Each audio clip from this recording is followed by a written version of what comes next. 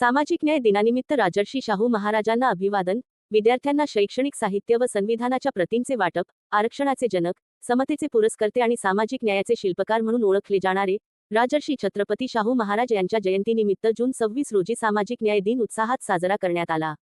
शहादा येथील गट साधन केंद्रात आयोजित कार्यक्रमात शाहू महाराजांच्या प्रतिमेला पुष्पहार अर्पण करून अभिवादन करण्यात आले। यावेळी विद्यार्थ्यांना वही, पेन, पेन्सिल तसेच भारतीय संविधानाच्या प्रतींचे वाटप करण्यात आले। उपस्थित मान्यवरांनी राजर्षी शाहू महाराजांच्या सामाजिक, शैक्षणिक आणि परिवर्तनवादी कार्याचा गौरव करत त्यांच्या समता, शिक्षण आणि सामाजिक न्यायाच्या विचारांचा वारसा पुढील पिढीपर्यंत पोहोचविण्याचे आवाहन केले। वक्त्यांनी शाहू महाराजांनी जातीभेद, अस्पृश्यता आणि अन्यायकारक सामाजिक रूढींना ठाम विरोध करून शिक्षण, आरक्षण आणि बहुजन समाजाच्या उन्नतीसाठी घेतलेल्या ऐतिहासिक निर्णयांचा उल्लेख केला। त्यांच्या कार्यामुळेच त्यांना जननायक, रयतेचे राजे म्हणून गौरवले जाते, असेही यावेळी सांगण्यात आले।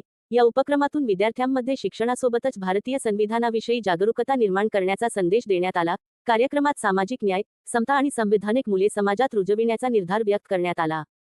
कार्यक्रमास अश्विनी गिरी, संविधान प्रचारक ज्योती भील, दीपाली बावा, माजी सभापती वनिता पटले, हरीश बोरसे, चुनीलाल ब्राह्मणे, अजय रामराजे, संविधानप्रेमी भारती वाडिले, रिजवाना बी, खलिफा तसेच विद्यार्थी, पालक आणि नागरिक मोठ्या संख्येने उपस्थित होते। जिंदाबाद। मी अश्विनी दीपाली गिरी।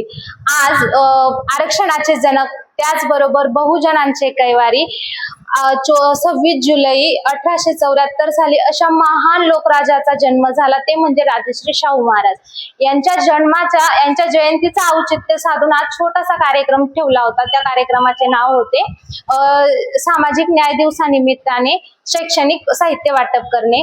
जे काही एकल महिला आहेत, एकल महिलांचे जे काही बालक आहेत, त्या बालकांना आज शाहू महाराजांच्या जयंती निमित्ताने शैक्षणिक साहित्य वाटप करण्यात आले। तर हे साहित्य वाटप करण्यामागचा हेतू असा होता की ज्यावेळेस शाहू महाराज असतील, सावित्रीबाई फुले असतील, बाबासाहेब आंबेडकर असतील, यांना शिक्षणासाठी खूप काही जडणघडण करावं लागले, अक्षरशः शेण, गोटे, दगडे, शिव्या खाव्या लागल्या।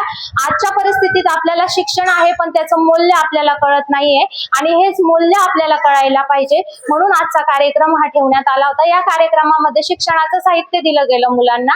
का दिलं गेलं? कारण त्यांना पुढे शिकण्याची प्रेरणा मिळाली पाहिजे आणि ज्या मुलांची परिस्थिती नाहीये शिक्षण घेण्याची, सध्याची परिस्थिती तुम्ही बघत आहात, जरी आपल्याला मोफत शिक्षण झालं असेल तरी पण आपल्याला वह्या, पुस्तकं, पेन वगैरे हे बाहेरूनच घ्यावं लागतं।